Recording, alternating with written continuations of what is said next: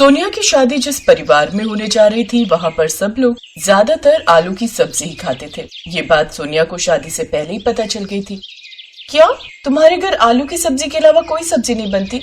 ये तो बहुत चौंकाने वाली बात है। और रेस्टोरेंट पर जाते हो तब वहाँ पर क्या खाते हो? वहाँ पर भी हम लोग ज्यादातर दम आलू, जीरा आलू फ्राई, आलू का रायता या फिर बहुत हुआ तो पनीर की सब्जी खा लेते हैं। बाकी दाल और हरी सब्जियां तो कोई भी नहीं खाता। और माँ जी? माँ तो पनीर भी नहीं खाती है, सिर्फ आलू खाती है। उनके सामने तो कोई और सब्जी आ जाए तो वो साफ मना कर देती है। अच्छा, पर मुझे तो हरी सब्जियां, दाल, राजमा, छोले इस तरह की चीज बहुत पसंद है। अच्छा, चावल तो खाते होंगे ना? नहीं, चावल भी कोई नहीं खाता, सिर्फ आलू की सब्जी और चपाती और कुछ नहीं। राहुल की बातें सुनकर सोनिया परेशान हो गई। अब सोनिया राहुल से प्यार करती थी, इसलिए वो उसे छोड़ भी नहीं सकती थी। सोनिया ने शादी के लिए हाँ कह दी। सोनिया, तेरे ससुराल से पहली बार सारे रिश्तेदार तुझे देखने के लिए आ रहे हैं और तूने खाने में सिर्फ आलू की चीजें बनवाई हैं। मम्मी, राहुल की फैमिली में आलू के सिवा कोई चीज नहीं खाई जाती।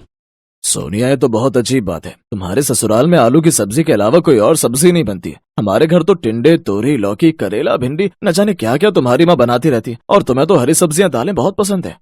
पता नहीं तूने कैसा लड़का ढूंढा है सोनिया, जिसकी फैमिली में कोई कुछ खाता ही नहीं है। कैसे रहेगी तू वहाँ?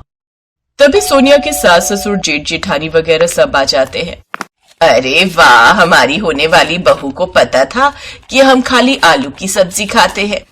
माँ जी, राहुल ने बताया होगा ना, सोनिया, दम आलू बहुत स्वाद बने। खाना बहुत स्वाद बना है बेटा, बिल्कुल हमारी पसंद का खाना है जैसा हम खाते हैं।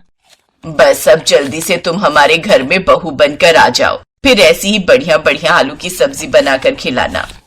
सोनिया ने इशारों में सिर तो हिला दिया, पर वो परेशान हो रही थी कि सब कैसे मैनेज करेगी। जब शादी तय हो गई तो सोनिया की बुआ शादी से कुछ दिन पहले आ गई। सोनिया अपनी बुआ के बहुत करीब थी और उसकी बुआ भी सोनिया से बहुत लगाव रखती थी। सोनिया की बुआ बहुत समझदार भी थी।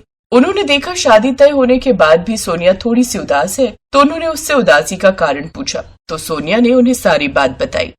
अच्छा, तो ये बात है, तू फिक्र मत कर, मैं कोई ना कोई तरीका निकाल ही लूंगी तेरे ससुराल वालों को सब कुछ खिलाने का।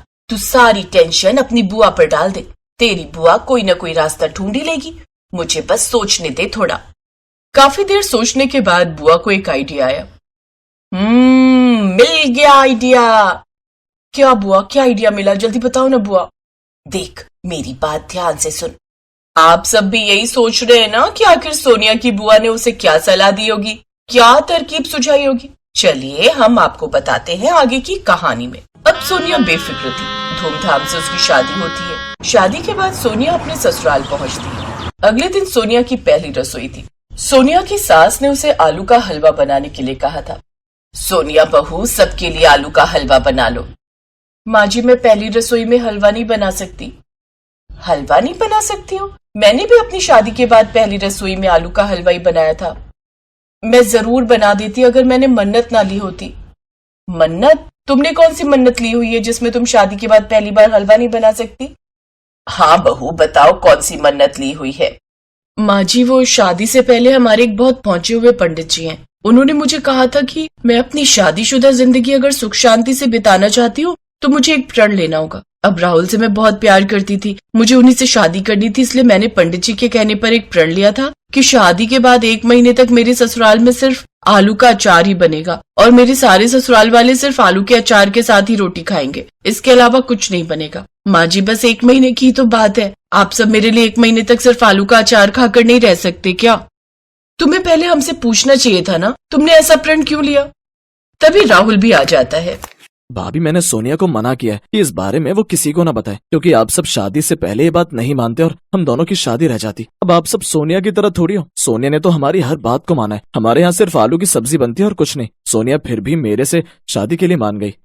ये बात तो है, सोनिया ने हमारी बात को माना, अब हमें उसकी बात माननी चाहिए। अब अगले 1 महीने तक घर में सिर्फ आलू का अचार बनेगा। हम सब उसी के साथ रोटी खाया करेंगे। बहू, तुमने जो प्रण किया है उसे पूरा करने में हम सब तुम्हारा साथ देंगे।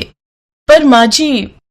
परवर कुछ नहीं बहू, तुम बड़ी समझदार हो। सोनिया ने जो मन्नत ली है उसे पूरा करने में उसका साथ दो। ये इस परिवार की सुख शांति के लिए हो रहा है। सोनिया बहू, तुम आलू का अचार बना लो, हम उसी के साथ आज रोटी खाएंगे। सोनिया की तरकीब काम कर गई। उसकी बुआ ने जैसा सिखाया था उसने वैसा ही किया। सोनिया ने सबके लिए आलू का अचार बनाया और साथ में पराठे। पहला दिन था, सबको आलू के अचार के साथ पराठे बहुत अच्छे लगे। मजा आ गया बहू, बहुत स्वाद आलू का अचार बनाया है तुमने। वैसे कुछ भी कहो बहू, अगर चाहती है हम 1 महीने तक आलू का अचार खाएं तो कहीं ना कहीं हमारे लिए सही भी है, क्योंकि हम सब तो वैसे भी आलू ही खाते हैं, तो आराम से 1 महीना आलू का अचार खाकर रह सकते हैं। यही मैं बड़ी बहू को समझा रही थी। अब दोपहर में फिर से जब खाना बना तो वही आलू का अचार और रोटी।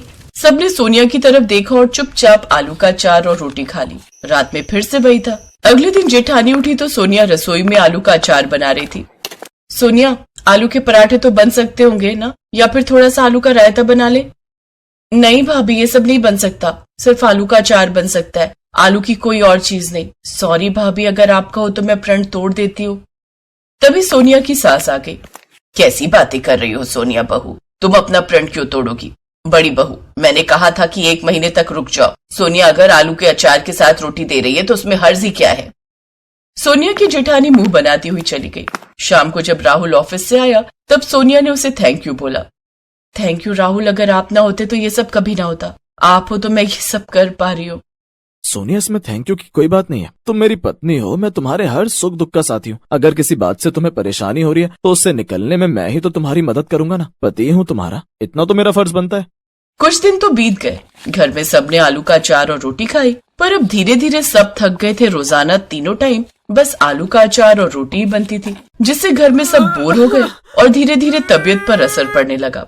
माँ, सोनिया की एक ऐसी शर्त है, आपको पता भी है मुझे कितना एसिड बनने लगा है, कितना पेट में दर्द रहने लगा है। जब देखो तब आलू का अचार। अरे आलू की कोई और चीज भी बना लिया करो माँ। नहीं, ये तो अपनी नई बहू के प्रण को पूरा करने में लगी हुई है। पता नहीं कौन सी मन्नत है ये उसकी कि बस आलू का अचार ही बनेगा 1 महीने तक। और भी तो इतनी सारी चीजें हैं खाने की, वो सब छूट गई हैं। तभी सोनिया और राहुल आ जाते हैं। अब सोनिया सच बताती है। आपने सही कहा भाभी, और भी तो चीजें हैं खाने की, तो बस आलू ही क्यों खाना?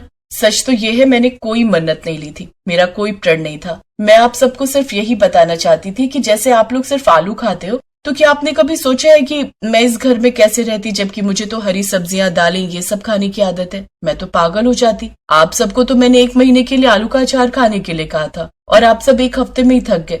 मुझे तो पूरी जिंदगी यहाँ बितानी है, तो मैं सिर्फ आलू से बनी चीजें खाकर कैसे जी पाऊंगी? हर चीज एक लिमिट में खानी चाहिए। बाकी सब सब्जियों और दालों में भी पौष्टिक तत्व होते हैं, वो आप सबको कैसे मिलेंगे जब आपके भोजन में हरी सब्जियां और दालें भी शामिल नहीं होंगी? पनीर आप लेते हो बिल्कुल थोड़ी मात्रा में, जिसका कोई बेनिफिट नहीं। आप सबको पता है हर समय आप लोगों को गैस क्यों बनती है?